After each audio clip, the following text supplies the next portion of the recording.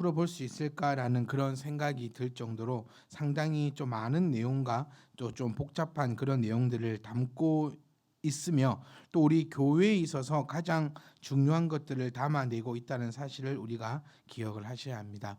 베드로전서는 정말 중요합니다. 특히 우리 참민희망 교회에서는 더 중요하다고 생각합니다. 저희들이 이곳에 모인 그 이유가 바로 이 베드로전서 안에 또 베드로후서 안에 들어있기 때문입니다. 우리가 이곳에 모인 이유는 우리는 한 가지의 가치관을 쫓아갑니다. 이 많은 수많은 교회 가운데 하나의 더 십자가를 꼽아 놓지는 않겠다. 정말 교회다운 교회로, 우리가 세상 가운데는 어쩌면 인정을 받지 못할 수도 있고 우리가 생각하는 대로 뭐 몇천 명, 몇만 명이 모이는 그런 교회를 우리 살아 생전에는 못 이룰 줄 모르지만, 어쨌든 우리는 그런 유혹과 그런 여러 가지 가운데서도 우리의 이 가치관을 지켜내면서 성경에서 말하는, 그러니까 하나님이 세운 교회라고 지칭하려면 하나님의 법대로 세워져 가야지만 하나님이 세운 교회다라고 지칭할 수 있고, 그 하나님의 법은 바로 이 말씀이며, 그냥 오롯이 그래 말씀 가운데 세워져 나가야 돼라는 그렇게 추상적으로만 담고 있는 그런 교회의 모습, 그런 성도의 모습이 아니라 어릴 때부터 이 말씀이 어떤 것인가를 제대로 배워가지고 이 가치관 안에서 교회를 세워 나가야 됩니다. 그러니까 우리 여기 모여 있는 우리 자녀들이, 참빛 주니어 너희들이 정말 이 말씀을 잘 들어야 되고 또 이 말씀을 마음에 잘 새겨서 나중에 너희들이 이 교회를 운영해 나가고 교회를 성장시키고 또 교회를 이끌고 나갈 때에는 지금 목사님과 함께 배우는 이것을 통하여서 교회를 아름답게 세워져 나가야지만, 우리가 100년 뒤에 정말 참된 희망교회 100주년 기념관을 세우고 그때 우리가 했던 이 모든 기록들을 전시하고, 또 그런 꿈을 저는 꿉니다. 지금 수양회를 준비하면서 많은 박물관들을 돌아보고 있습니다. 그럴 때마다 그런 생각을 해요. 나중에 이 베드로 전서를 설교했던 저의 육성이 이 박물관에 좀 흘러 넘치면 좋겠구나. 스피커로 잔잔하게 틀어놔서 모든 오는 사람들이, 나중에 제가 죽고 난 후겠죠. 한 100년 뒤에, 200년 뒤에 그럴 때에 우리가 이렇게 예배했던 모습들, 또 우리가 이것을 지키려고 부단히 노력했던 그런 모습들, 사실 많은 유혹이 있습니다. 어떻게 하면 이렇게 해볼까? 어떻게 하면 저렇게 해볼까? 이렇게 해보면 이렇게 될 것 같은데, 좀 이렇게 고집하지 않고 약간만 틀어서 이렇게 하면 우리들이 원하는 그 방향대로 갈 수 있을 것 같은데 라는 생각들을 많이 하게 됩니다. 근데 그때마다 말씀을 더욱더 붙잡고 우리의 인간의 욕심이 아니라 하나님께서 세우신 그 교회의 방향으로 어떻게 나갈 것인가라는 것에 대해서 고민해야 하며, 또 그 고민의 답이 바로 오늘 베드로 전서에 나타나고 있습니다. 지난주에 잠깐 살펴본 것처럼 교회는 하나님께서, 이거 꼭 중요합니다. 교회는 하나님께서 주신 은사대로 굴러가야 됩니다. 이게 정말 중요한 겁니다. 세상 속에서 가지고 온 그 은사대로 굴러가는 것이 아니라 하나님이 주신 은사대로 교회가 굴러가야 됩니다. 자, 우리가 가장 민감한 게 사실 돈 문제거든요. 살면서 가장 민감한 게 돈이에요. 신앙생활 할 때도 가장 민감한 게 돈입니다. 돈. 교회도 그런 것들을 한번 거쳤죠. 1970년대, 80년대, 90년대가 들어가면서 이제 교회의 재정을 도맡아 하던 사람들이, 교회 재정의 원리는 여러분 간단합니다. 바울이 집사들을 세운 그 이유를 우리가 한번 살펴보면, 교회에 정확하게 10원짜리 100원짜리 하나까지 계산해라 그 얘기가 아니에요.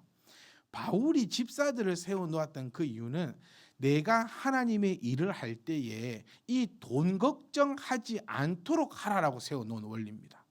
그러니까 교회에 100원이 있으면 100원만 쓰는 게 아니에요. 바울은 내가 하나님의 일을 감당할 때에 나는 200원을 써야 돼. 그러면 집사들이 만들어서 갖고 오는 겁니다.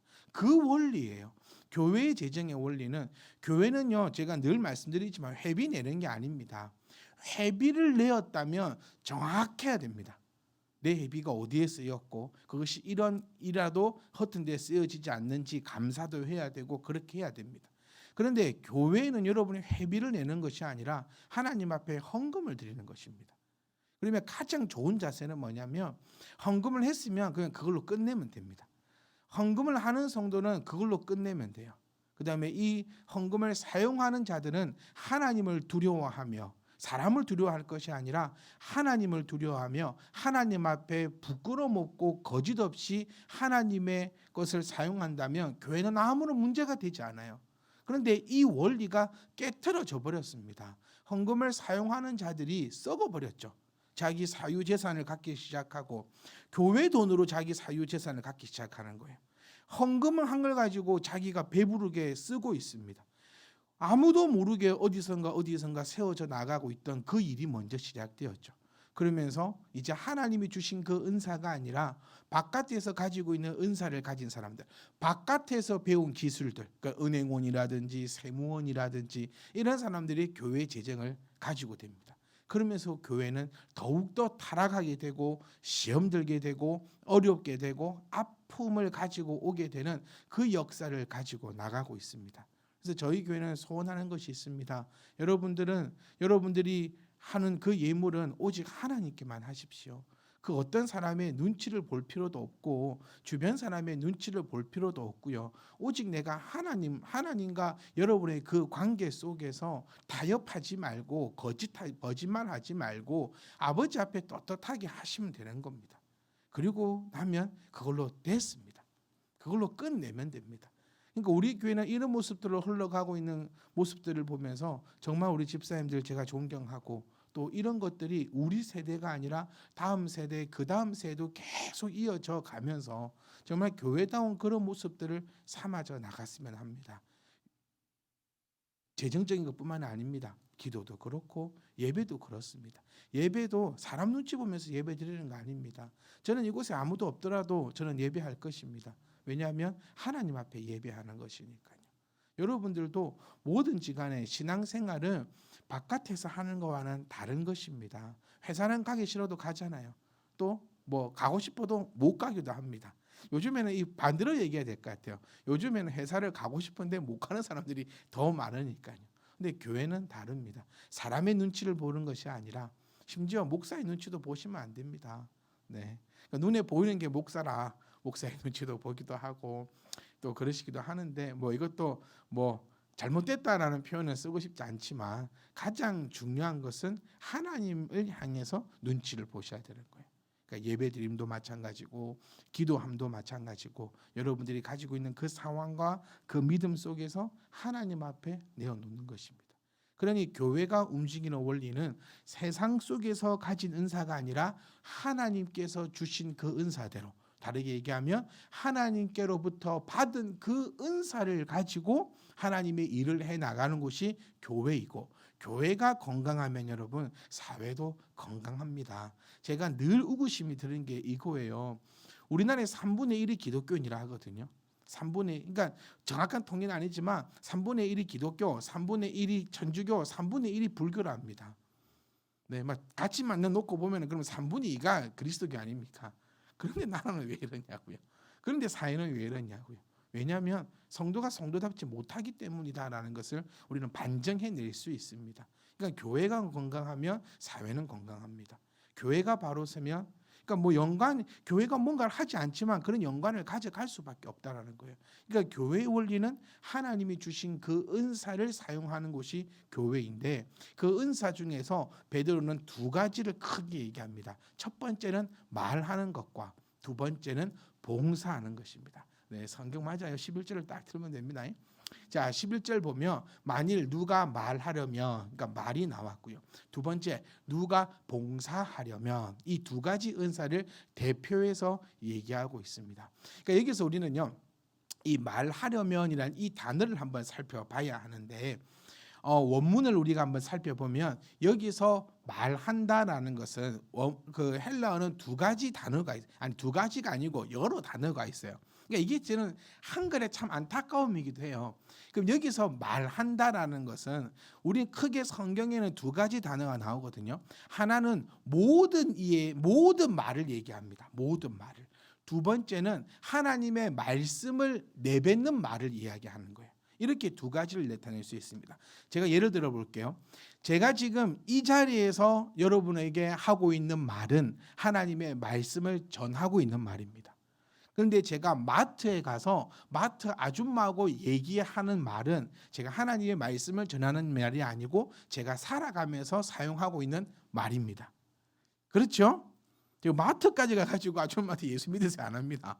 그렇게 살면 안 됩니다. 이렇게 얘기 안 해요. 그러니까 이것을 단언하는데 여기서 만일 누가 말하려면 하고 할 때 이 말한다라는 이 범주가요 모든 말을 다 나타내고 있는 거예요.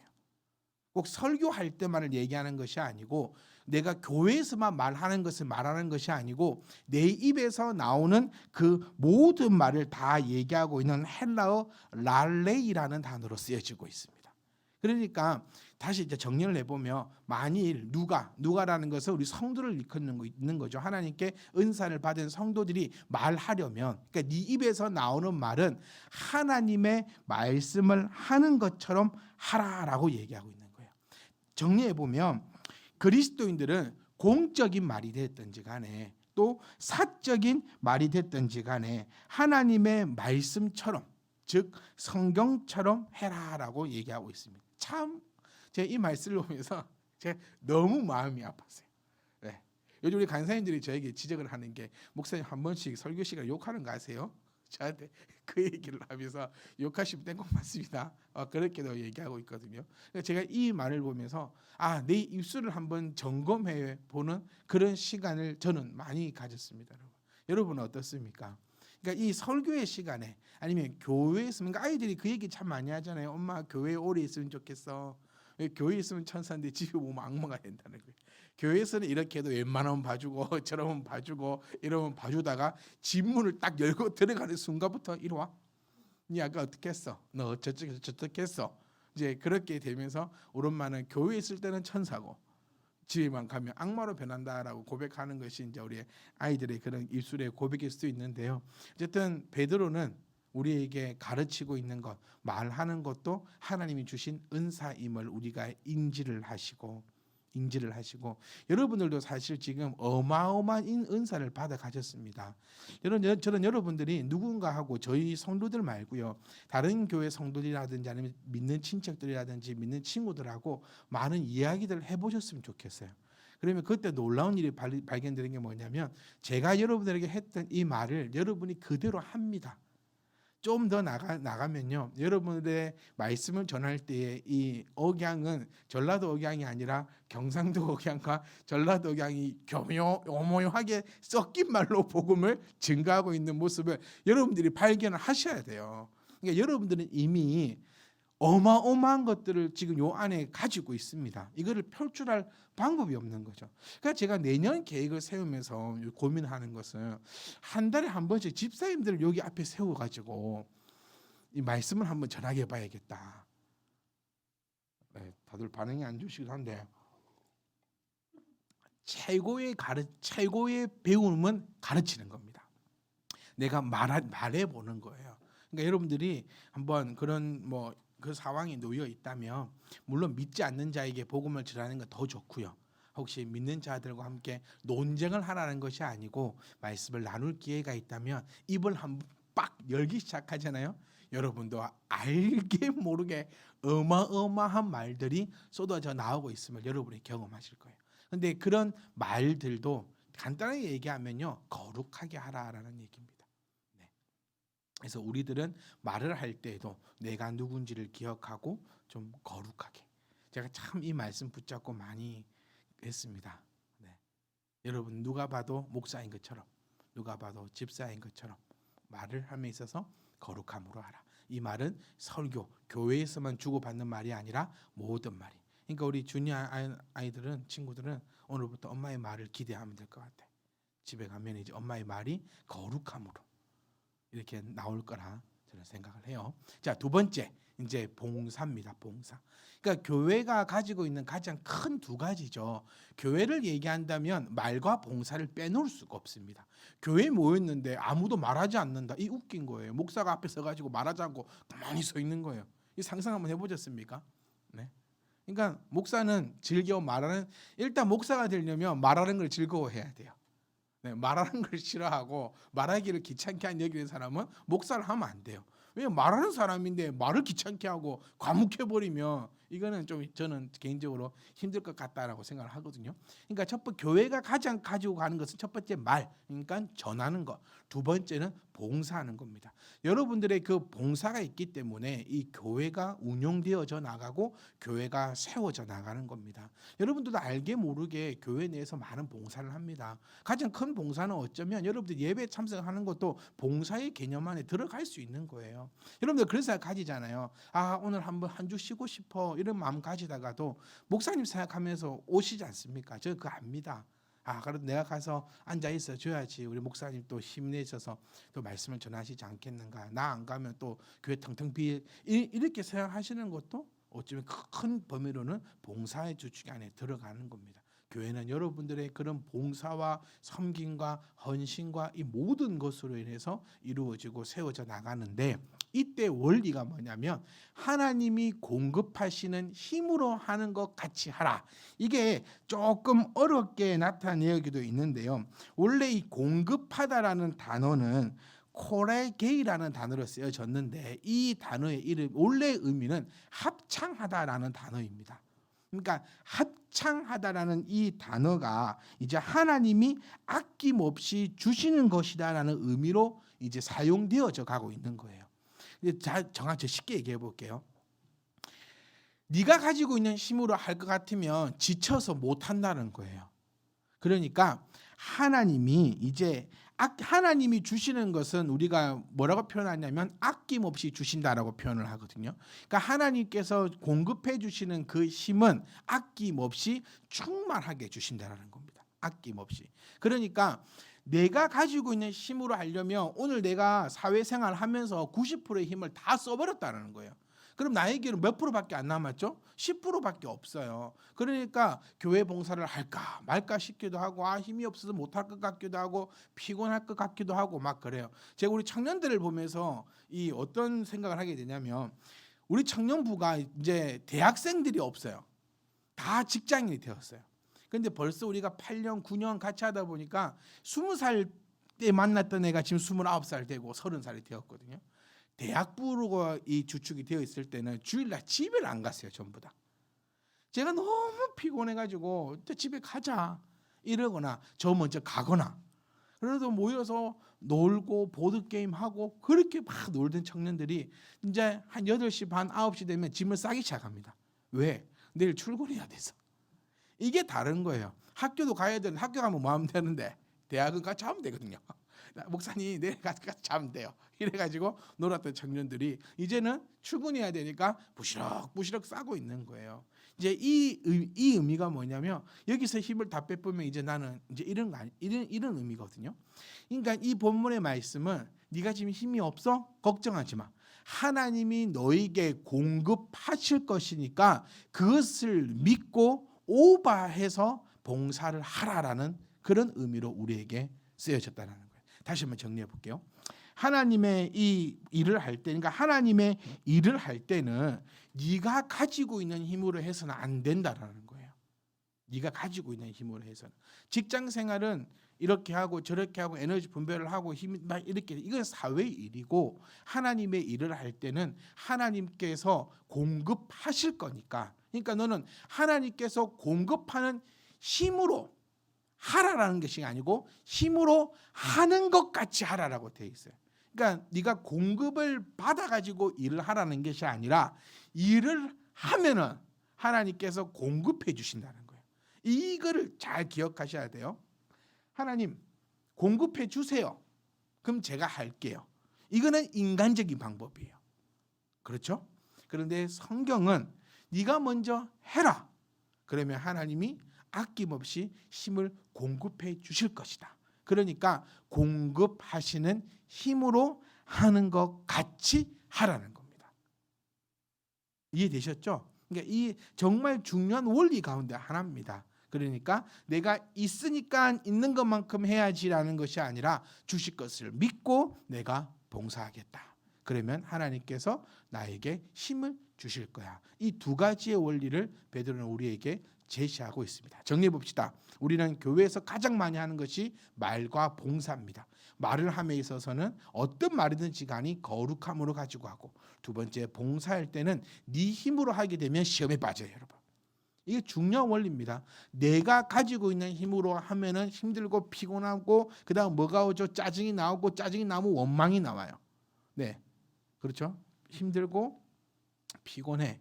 그러니까 짜증이 나면서 왜 그 빡집사는 안 오고 김집사는 안 오고 나 혼자 이러고 있냐면서 짜증이 나기 시작하는 겁니다. 근데 하나님이 공급해 주시는 이거 정말 2000년대 목사님들이 정말 예를 많이 들었던 겁니다. 제가 만들어낸 예가 아니고요. 이 하나님이 주시는 힘으로 하는 분들은 이렇게 일을 하고 있으면 오히려 감사합니다. 왜? 김집사가 안 와서 그 김집사가 받아갈 복까지 내가 다 받아가네요. 이런 옛날에 부흥회 때면 빵빵 터졌거든요. 네, 옛날에 이 90년대 서미사님 한번 이런 거 들어보셨죠? 네, 이 부흥회 가면은 이 목사님들 많이 이렇게 말씀하셨어요. 김집사가 안 오니 김집사 복도 내 거. 이 집사가 안 오니 이 집사의 복도 내 거. 그래서 또 뭐라 하더라? 그래서 교회 가면 제일 먼저 복 받는 사람은 어딜 청소하느냐? 화장실을 청소하더라. 왜? 화장실이 가장 더러우니까 복이 제일 많다. 막 이렇게 이제 부흥 강사님이 설교를 하고 나면은 그 다음 주에는 화장실에 줄을 서 있더라. 서로 청소하려고 줄을 서 있고, 그 다음부터는 뭐 구역원들한테 연락 하나도 안 하고 혼자 그 넓은 교회를 청소하고 있더라. 그래가지고 한 일주일을 뻗어 누워요. 그러니까 이거는 하나님이 주시는 힘으로 하는, 이건 여러분 잘못된 설교입니다. 네, 그러니까 우리가 이런 복에 좀 현혹되지 말고 정확한 개념으로 우리가 가져가는 거예요. 김 집사가 안 오면 예, 이게 아니에요. 네, 그럼 여러분 우리 간사님들은 복이 받아 터져 죽어쁘게 지금 몇년 아니네. 우리 교회 복을 제일 많이 받아가는 사람들은 로봇 청소기입니다. 아침 저녁으로 쓰고 닦거든 쟤들이. 그러면 배터리가 이제 안 닳까 쟤들은. 그러니까 그런 개념의 것이 아니다라는 것을 우리가 꼭 기억해 주셔서, 교회 봉사함은 나의 힘으로 하면 지치고 열받고 짜증나다가 돌아봅니다. 하지만 하나님이 주시는 그 힘으로 하게 되면 기쁨과 감사와 찬양과 영광이 흘러 나오는 것입니다. 마칠까 얘들아? 4명이 시기를 봤거든요. 그러면 마치도록 하겠습니다. 뭐 시기를 보면 마치 목사님 최고지 하나마? 너의 눈빛을 봤을 때 목사님, 우리 목사님 최고예요. 이 눈치도 있으시고 지 혼자 신났다 안 하고, 우리가 힘들어하면 그만 뭐 하나. 희우 잘 잤어? 눈을 바닥 뜨고. 네. 자, 그러면 아이들이 이렇게 원하면 마쳐야죠. 자, 오늘 우리 딱 이 2가지만 기억하셨으면 좋겠어요. 말과 봉사, 이 2가지가 교회 안에 있는데 이것은 꼭 하나님의 은사로 이루어져야 된다. 내 힘과 내 능력으로 하면은 넘어집니다. 어쩔 수 없어요. 내 힘으로 하느냐, 하나님이 공급해 주시는 그 힘으로 하느냐, 이거를 점검해 볼 수 있는 가장 좋은 방법은 나에게 감사가 넘치냐, 나에게 짜증이 있느냐. 그래서 우리 교회가 설립될 때부터 제가 늘 주장하는 바, 교회에서 일하지 말라. 교회에서 일하지 말라는 거예요. 일을 하면 짜증납니다. 회사 갈 때 룰루랄라 가는 사람 가면 대한민국 몇 명이나 있어요. 니만 힘든 게 아니에요. 다 가기 싫어요. 다 죽겠어요. 그게 일이에요. 근데 교회도 갈등하면 짜증 팍 나고 미치고 이거는 아니에요. 교회는 일하는 곳이 아니라 교회는 감사함이 넘쳐야 되는 거예요. 그래서 여러분들이 교회에서 섬기고 봉사함에 있어 이게 일처럼 느껴진다. 그러면 얼른 놓으시고 오세요. 그때는 전문가와 상당히 필요합니다. 네. 그런데 교회에 어떤 봉사를 하고 또 섬김에 있어서 너무 감사하다. 그러면 그것을 간직하십시오. 그러면 하나님이 주시는 그 은혜가 충만할 것이고, 그때 비로소 하나님이 아낌없이 끊임없이 무한적으로 공급하시는 그 힘을 경험하면서 더 감사함이 넘칠 겁니다. 그래서 교회는 제가 희한하다 했잖아요. 받으시는 분들은 계속 받아갑니다. 은혜를 받으시는 분들은 계속 은혜를 받아가요. 그런데 은혜를 못 받아가시는 분들은 어떻게 하든지 간에 은혜를 못 받아가세요. 희한해요. 저분은 기도 좀 그만해도 되겠다 싶으신 분들은 계속 기도합니다. 계속 예배합니다. 계속 말씀 봅니다. 계속 섬깁니다. 왜냐하면 그 은혜와 감사를 아니까요. 그런데 저분 좀 기도 좀 하셔야 되는데 하는 분들은 기도를 안 해요. 예배 드리셔야 되는데 안 해요. 말씀 들으면 안 들어요. 그러니까 계속해서 악한 것만 순환이 되는 겁니다. 저는 늘 소원하고 또 바라는 것은 우리 참빛희망 교회에는 이 좋은 순환들만이 일어나면서 늘 기쁨과 감사함과 또 주시는 그 힘으로 우리가 늘 기뻐하는 그런 삶을 주의 이름으로 축복합니다.